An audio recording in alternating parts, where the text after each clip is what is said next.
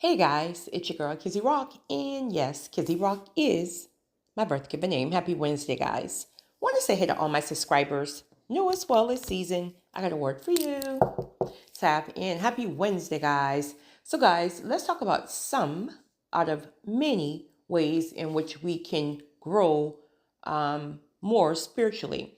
And again, I stress some out of many because there's tons of ways, but for the sake of time, I'll speak on a few in no particular order. So let's start. First and foremost, again, no particular order, so I don't know why I say first and foremost, but however you hear from God, this is so crucial because many people in their own ignorance, respectfully, just ignorant, not knowing, really feel that, or even through conditioning, the way they grew up, that you can only hear from God in one way. That can be you can only hear from God by going to church 7 days a week, or just going to church in general. That's the only way you can hear from God is to get a word from your pastor, this, that, and the third. And again, I'm sure that is for a lot of people, but the point I'm making here is that's not for everyone. But people who are still kind of fickle and still growing, if you allow people to place that in your spirit and you're just maybe answering the call, if you're not careful, they'll be literally guiding you from the very way in which God speaks to you. We all hear from God differently. Again, for some people, it's church and specifically their pastor. For others, it's specifically reading the word. For some, it's the audible voice. Then there's others like myself where there's just this internal prompting.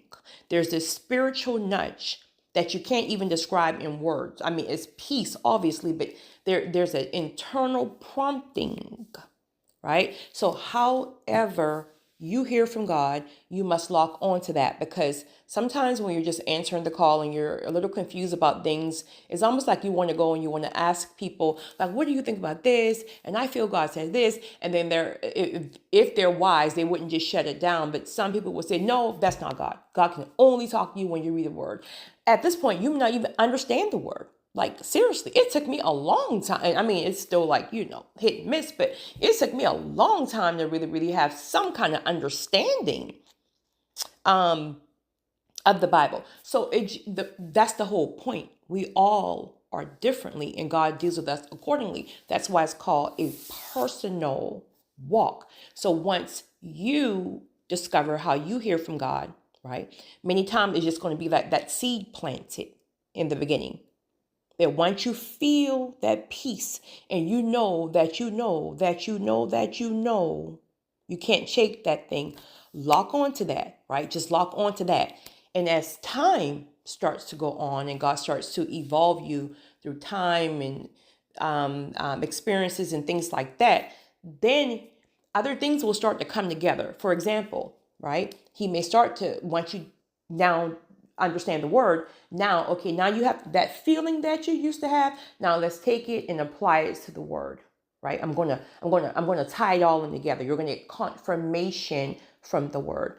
Or now that feeling that you feel or that voice that now take it and get wise counsel. But at this point, you already have a person who is literally God ordained, where they can understand exactly where you're coming from, and they can see things from different perspective and really help you to evolve in that area.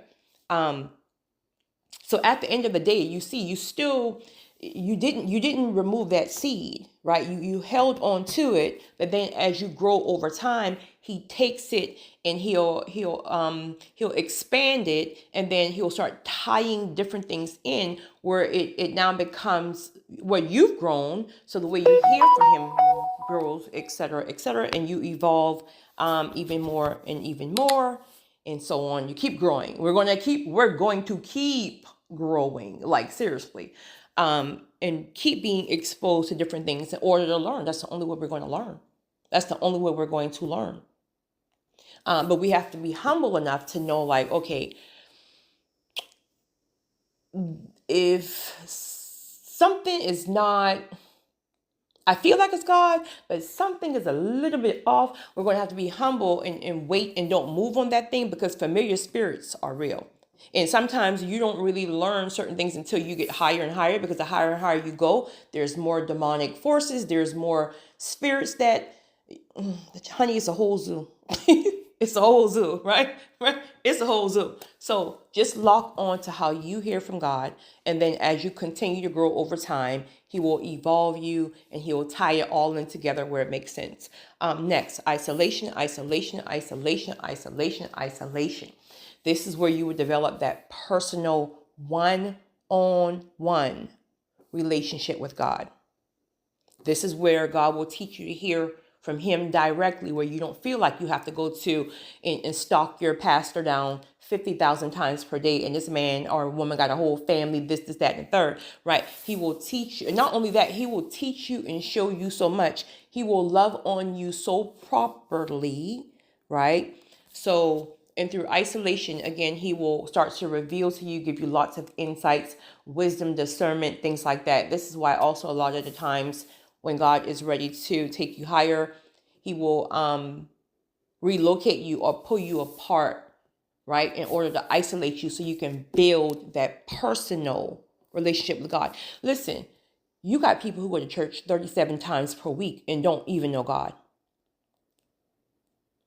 You have people who go to church 37 times per week and don't know God.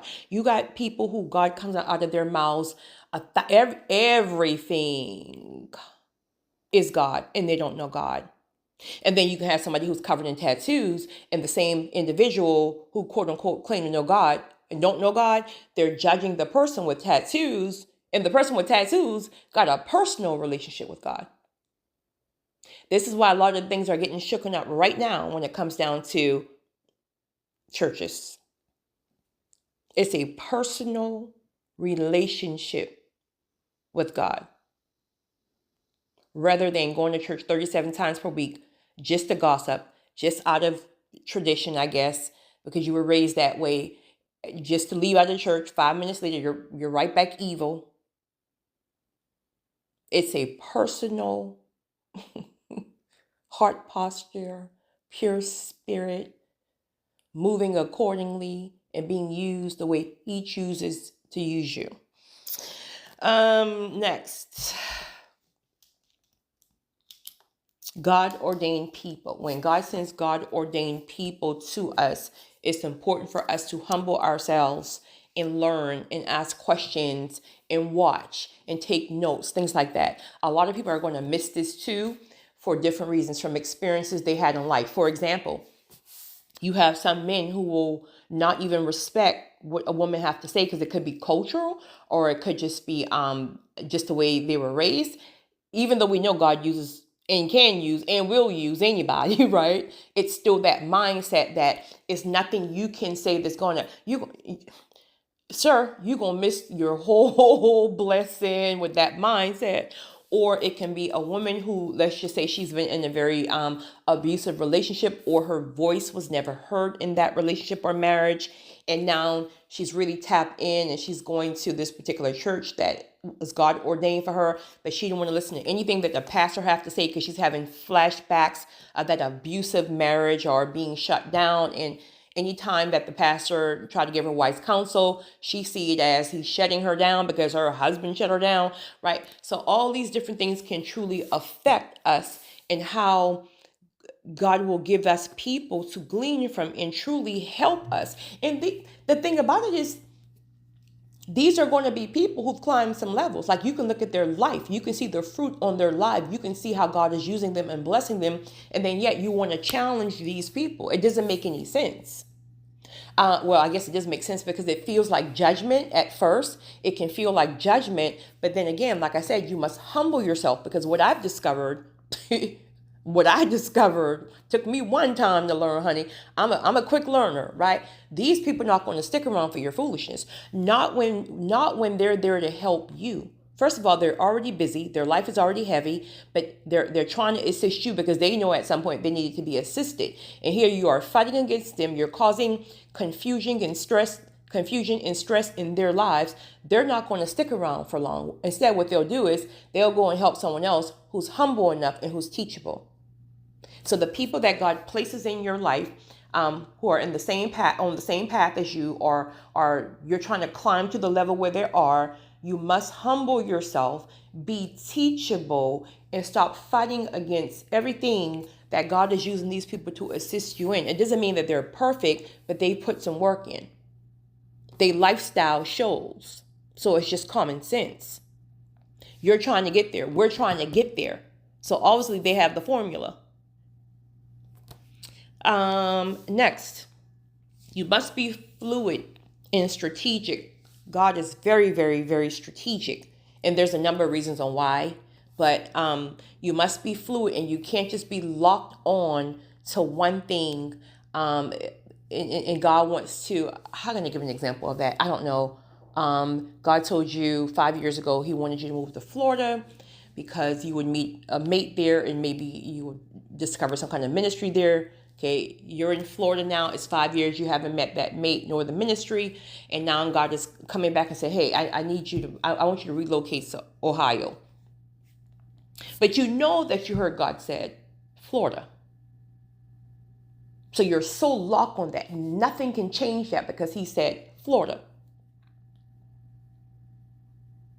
But you know that you know that you know the way you hear from God already. And now He's telling you, pack up and leave Florida, go to Ohio. Well, there's a number of reasons for that, right? But maybe the mate that you were supposed to meet, they just didn't do their part. They're just, I don't know, acting a fool, right? Everybody have free will, do whatever.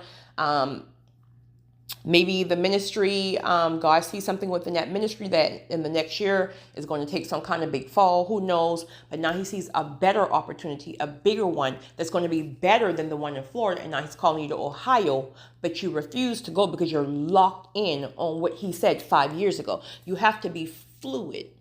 You got to be fluid because He changes things. But ultimately, the destiny remains, but the directions to get there can change, and we must be fluid. Next, mentorship is extremely important. Mentorship conferences, things like that. YouTube videos, especially, if you can't really afford to do conferences and things like that, there's really no excuse anymore. Find that prophetic voice that is truly in alignment with where you're going, and lock in on that prophetic voice. I didn't have this jotted down, but I want to plug this in really quickly. Be very careful. Well, I'll speak for me. I don't listen to too many voices. I'm give me that solid one, that solid two, right? When you got 50,000 people pouring into your life and pouring into your spirit, honey, you'll be just as crazy as, like, it's too much. It's too much. Like, find that one or few prophetic voice and stay in alignment there. Some people hop around like hot potatoes, right? Like how they do jobs. Every 3 months, I got a new job. Every 3 months, it's a different church. Every 3 months, it's like, sit down somewhere and get comfortable. Find that one person that really pours into your spirit and sit there if you're getting fed properly. If you're getting fed properly. But if you're hopping around, honey, for the last 20 years, every 3 weeks you got a different church, honey, it just may be you. It just may be you. We're just going to be real here. It just may be you. Next, growing through attacks, growing through spiritual attacks. You guys know, like, when people get hit with those major attacks, honey, will drop you. Some people don't recover. Some people don't recover. And if you're honest, you can understand why, right? Just thank God for grace, right? That you recovered, and strength and things like that. But when you hear about other people who may have lost their mind, or they just never been the same, things like that, you can understand because you know, right? But going through and growing through the attacks will literally take you up some notches spiritually. Next, learning from hurts, betrayal, and disappointment. This can be spiritual things or people who hurt, betrayed, disappoint you, things like that. Rather than just sit and just sob in that thing and be in the sunken place for the rest of your life, like, I'm just going to hurt and be hurt and just feel sorry for myself until Jesus come home. Honey, if you don't get up, and ask God to show you and teach you why, how not to do it again. Don't fall in this trap again. You learn the lesson, you apply it to your future. Next time you will not do it that way, right? It's all about learning and growing. This is just life. It's a journey, right? It's a journey. So the more and more you go, so this is why now there's things that you will never do again because you've learned your lesson from the last time or the times before. So now you will vet people even more properly. You'll be very, very guarded on who you allow into your life, especially knowing the things that you carry, right? You're the chosen one, like that you just can't give people that kind of access to your life. People have to be vetted. Trust must be built, not just given, right? Things like that. So next, I think I may have two more. I'm not even sure at this point. My coffee haven't kicked in. If you guys can't hear, I sound a little tired. My coffee haven't kicked in yet. Staying in your lane, honey. Being true to who you are. Again, this is where your true, authentic confidence comes at. You cannot put confidence on. Confidence is internal, and then it exudes externally. This is why you can have people who try to put confidence on, but you know, because you're tapped in, that they're really not confident people. They're just saying they're confident or thinking that they're confident, right? So when you are your true, authentic self by being confident, this is how you can really locking into your purpose and your calling, and no one else can do that thing like you. Like you know that you're tapped in, and you're in your lane. And you don't care about nobody else's lane. Honey, you're so solid in your lane, and you know that only you can do that thing the way you do it. Confidence and purpose is all tied in. Lastly, sacrifice. Obedience. Trust. Listen. A lot of people don't like to talk about sacrifice, right? But let me just tell you, honey, you want to move some levels? You want to be skipped up some levels? Sacrifice. Honey, let me tell you something. I'll give a quick example. There's been times in my business some time ago, where some patients, speaking more than one, some patients, one more in particular than the other, ran out of money. They didn't expect to live to be over 100 years old or close to 100. Ran out of money.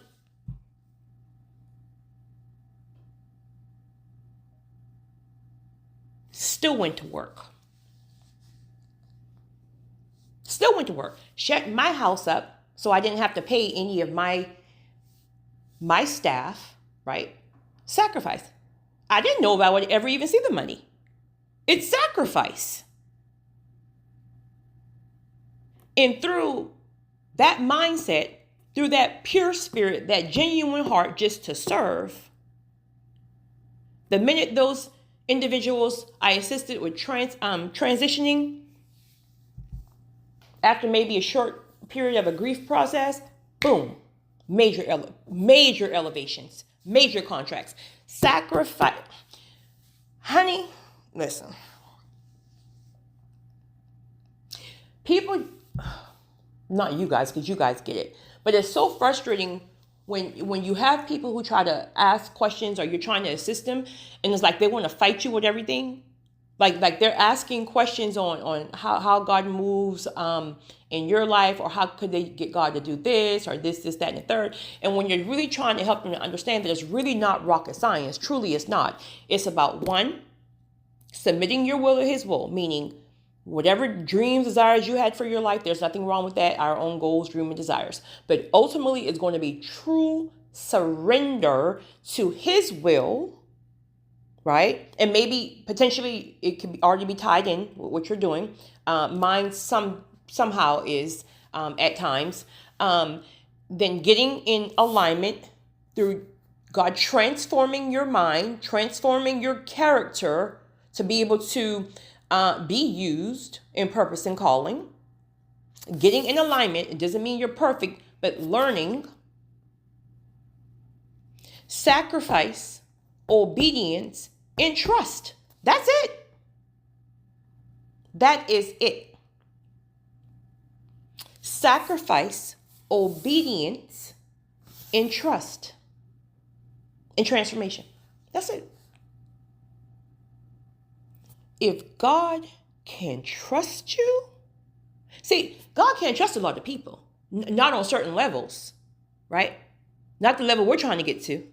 Because, honey, the levels I'm trying to get to, I'm going to have to almost be perfect. I was going to say perfect, but ain't no such thing. Almost perfect. And you learn this the more and more you go, because you really think like you're kind of like doing everything. And honey, no, you're going back to school again.